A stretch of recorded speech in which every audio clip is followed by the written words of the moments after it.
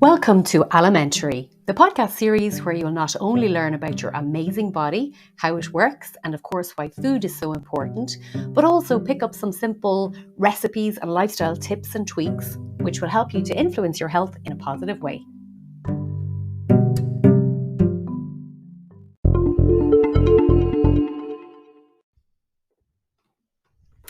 Hello and welcome to this week's episode of Alimentary.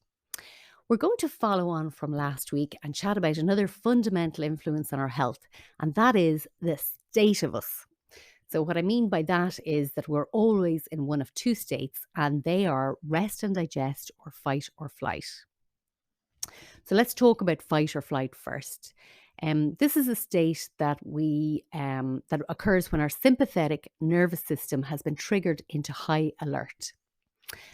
And I suppose the origins of this are thousands of years ago when we were hunter-gatherers. We wandered around, hunting for food, waiting for a man-eating tiger or a bear or something like that to jump out at us and basically eat us up. And our main aim was to simply just survive the day and stay alive. So our fears back then were based on potentially life-threatening physical danger. And the appropriate response was to focus our energy on our arms and our legs and pumping our heart faster so that we could actually run away and escape and stay alive.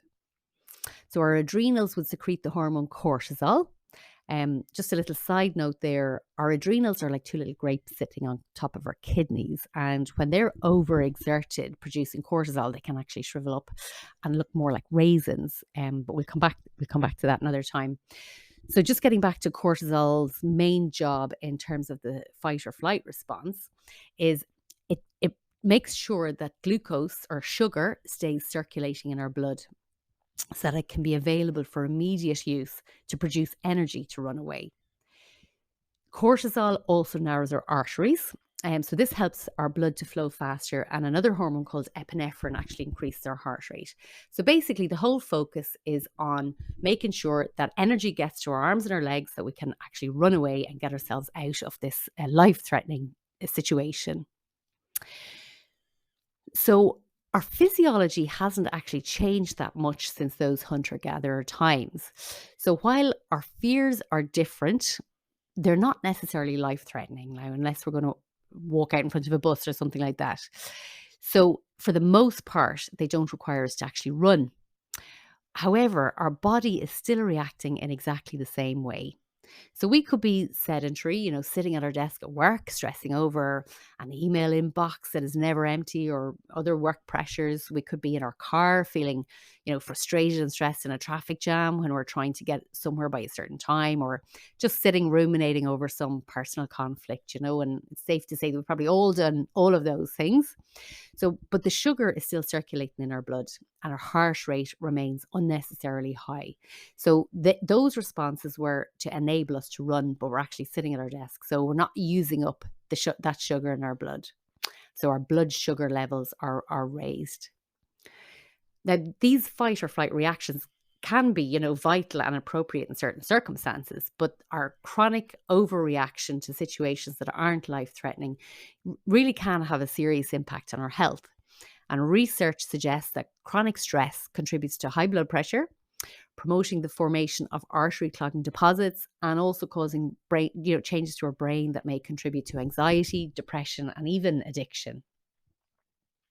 So as I said, while cortisol, it does play a key role in our stress response, and it contributes to other body's processes, like it's our motivational and get up and go hormone. So we need it in the morning, when you open the curtains and that let the light in. So the light goes into our eye and into our retina and back into our pineal gland in our brain. And that stimulates cortisol, and that gets us up and gets us moving, and motivated for the day ahead.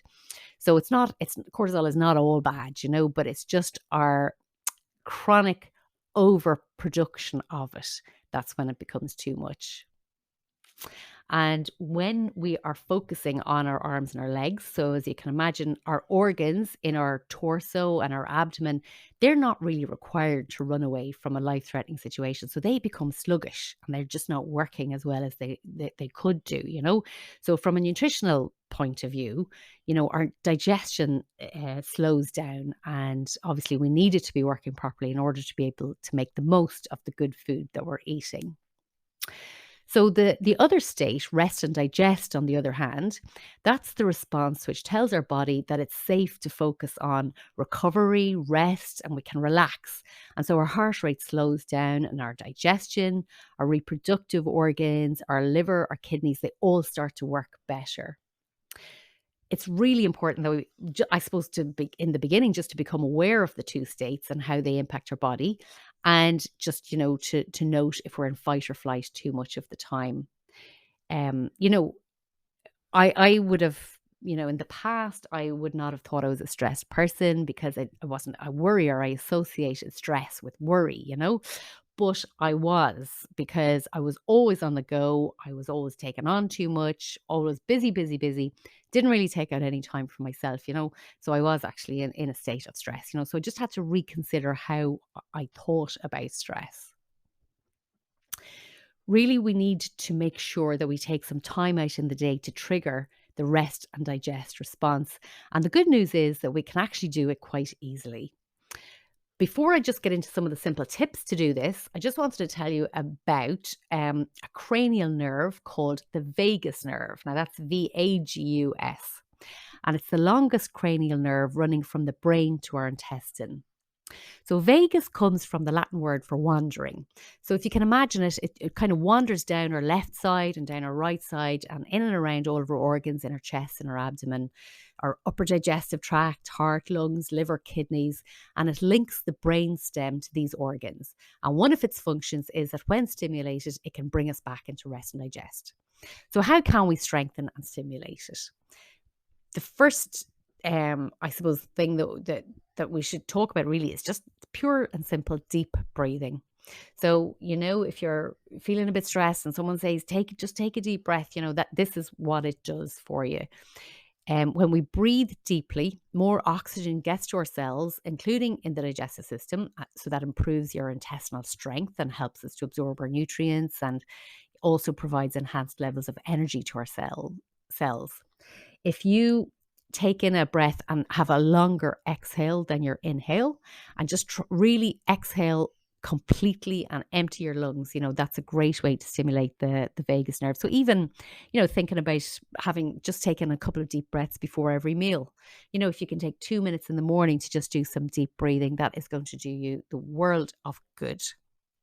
So, of course, meditation is a great way to do it as well. So just deep, slow breathing is a kind of meditation. Counting your breaths can help you to focus and bring you back into the present moment. Reciting a mantra, chanting, repetitive prayers, like even the rosary and things like that. They actually have been shown to have a marked effect on heart rate and the parasympathetic nervous system. So anything that sort of gets you to focus back on the present moment. And as I say, when you're doing your deep breathing, it can help to count, to keep you focused, that your brain isn't sort of away thinking about something that you need to do later in the day or something that happened yesterday. So, of course, the third one is yoga. Studies have found that yoga increases the rest and digest. It's probably, related to the emphasis on breathing, but also the fact that it's a slow, low intensity exercise.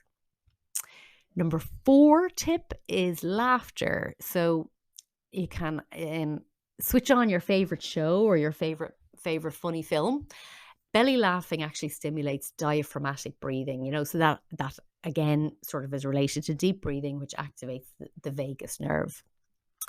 Also, you could have some massage therapy, because obviously deep tissue can reduce stress and increase the activation of the parasympathetic nervous system, which is, your rest and digest state. There are some nutrients as well that can help. So you want to make sure that you're getting in some zinc and magnesium. They've both been linked to healthy vagal function. So basically, if you eat your greens, so your greens are a great source of magnesium and protein, like obviously meat and fish are a great source of zinc, but also pumpkin seeds as well. They're another good source and a handy one. Take a handful of handful of pumpkin seeds every day, to make sure that your zinc levels are good. The seventh tip is actually cold compresses to the face and the back of the neck. So acute cold exposure can activate the vagus nerve, and our fight or flight response decreases as your body adjusts to cold, but your rest and digest increases. So, sea swimming and lake swimming, they've all become very popular, and actually this is why they have a marked effect on switching you back into your rest and digest state. So there's other research that suggests that singing at the top of your lungs and dancing also helps, and obviously they can just help you relax because they make you feel happy. So anything that makes you feel happy, and social connection is very important as well. So it's important to remember that many things can be interpreted as a stressor to the body. So we mentioned conflict in relationships earlier. Certain foods like processed or high sugar foods certainly are a stress on the body because the liver has to deal with them and handle them and process them and try and excrete them. Lack of sleep is a huge stressor. Overtraining or undertraining, or just mindset. If you think something is stressful, then it's going to be stressful. I suppose the point is that it's much easier to be in fight or flight than rest and digest because we are physiologically designed to stay alive, to survive the day. And that means looking out for, being on high alert for danger. So we need to make an effort to make sure that we bring ourselves back into rest and digest regularly throughout the day. And it can be as simple as remembering to do some of those deep breathing exercises, before our meals. And that can be a really good starting point. We need to make sure that we are in a position that our digestion is ready to absorb all of the good food that we're eating, and then to repair and renew as well, and support our health and support our energy levels so that we can enjoy our day as best as we can.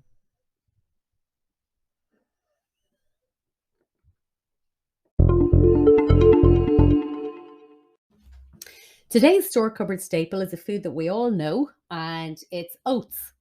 So humans have been eating oats as far back as Paleolithic times. A lady called Marta Mariotti Lippi at the University of Florence in Italy and her colleagues, they discovered they were analysing starch grains on an ancient stone grinding tool in southern Italy, and they discovered traces of oats. So way back as far as the Paleolithic times, we've been eating them. And in Ireland, we've been cultivating them since around 438 AD. So it's been a staple food in Ireland throughout our history.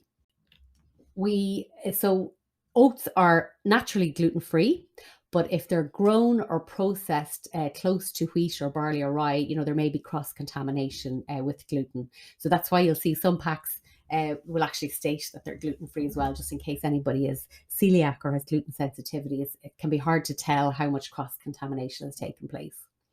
So the least processed type of oats are steel cut oats, and they're also known as coarse oats. And so they take a little bit longer to cook, and they're a bit more robust. The flavor is a bit more robust than other oats, such as on the other end of the spectrum, you've got quick oatmeal. So that is the most processed. So the less processed the oats are, the lower glycemic load they'll have, which basically means that the more whole they are, they will release sugar into your blood more slowly. So that you won't get a spike in your blood sugars. They're a great food for the human body because they've many health benefits. They're a source of iron, protein, B vitamins, phosphorus, zinc, magnesium, and they also have the main fiber in oats is called a beta glucan, which is a soluble fiber. So this helps to slow down digestion and increase satiety. So it'll help you keep feeling fuller for longer. Beta glucan can also bind with cholesterol, and which can obviously help your cholesterol levels and heart health. They also contain phenolic compounds and phytoestrogens, which act as antioxidants, reduce the damaging effects of chronic inflammation. So I have 5 ideas for you for today's store cupboard staple. And number 1, of course, is porridge. So porridge can be made with water or with a plant-based milk. I would always recommend maybe boosting the nutrient content of it, healthy and all as it is by itself. It's a good chance to add some more seeds.